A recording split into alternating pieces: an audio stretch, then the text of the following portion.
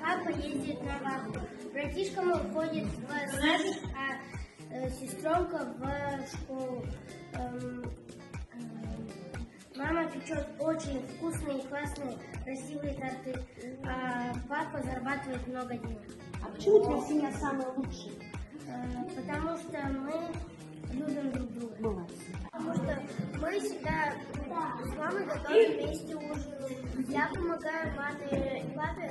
Мы вместе проводим классное время. Они меня любят, и мы дружная семья. И мы никогда не ругаемся. Молодец. Маман деген садиктардың мысал физкультура апайы. А кем Казбургасы анасы.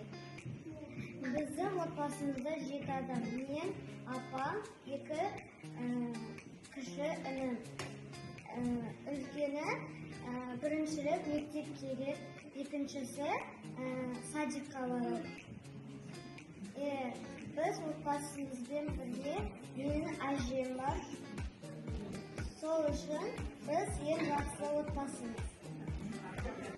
Мой папа иногда, когда выходные, идет домой и строит новый дом. А когда мама печет всегда, когда мы голодные, бургеры. У кого-то день рождения, моя мама иногда это покупает тоже, или же делает своими руками.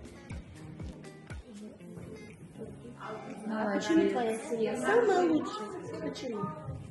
Потому что мой папа, когда зарабатывает деньги, иногда отдает нам, иногда покупает нам сладости, строит дом, покупает инструменты.